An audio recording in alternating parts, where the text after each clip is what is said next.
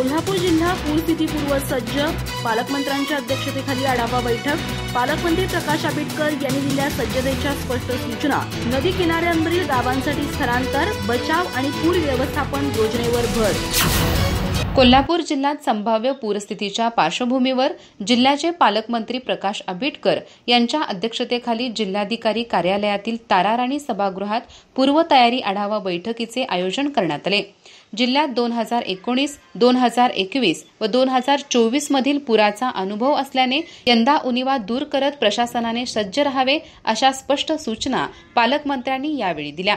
दूरदृश्य प्रणालीद्वारे सहपालकमंत्री माधुरी मिसाळ, आमदार सतेज पाटील, आमदार राजेश पाटील यड्रावकर, चंद्रदीप नरके, अमल महाडिक, अशोकराव माने, शिवाजी पाटील तसेच जिल्हाधिकारी अमोल येडगे, विविध प्रशासकीय विभागाचे अधिकारी, आपत्ती व्यवस्थापन कक्षाचे प्रतिनिधी, पोलीस आणि महापालिका अधिकारी उपस्थित होते. बैठकीत पुरामुळे संभाव्य बाधित होणाऱ्या 129 संवेदनशील गावांमधील व्यवस्था, मदत केंद्राची उभारणी, पिण्याच्या पाण्याची व्यवस्था, औषध साठा, अन्नधान्याचा साठा, शौचालयाची उपलब्धता, स्थलांतराची तयारी, बचाव साहित्य आणि स्वयंसेवी संस्थांचा सहभाग यावर चर्चा झाली.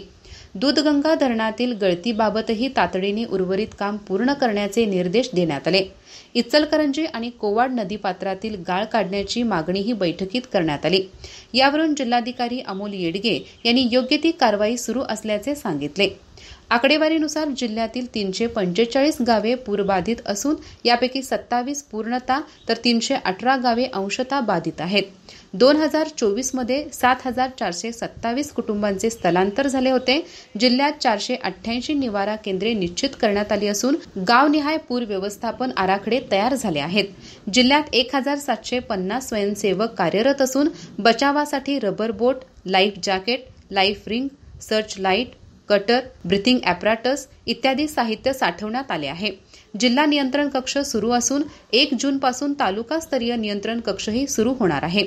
या बैठकीत उपस्थित आमदारांनी पूर काळात शेतकऱ्यांना ड्रीप, ग्रीन हाऊसच्या नुकसानाची भरपाई मिळावी यासाठी धोरणात्मक समावेश करण्याची मागणी केली. शाळा आणि सार्वजनिक ठिकाणी शौचालयाची कायमस्वरूपी व्यवस्था करण्याचा मुद्दाही मांडण्यात आला.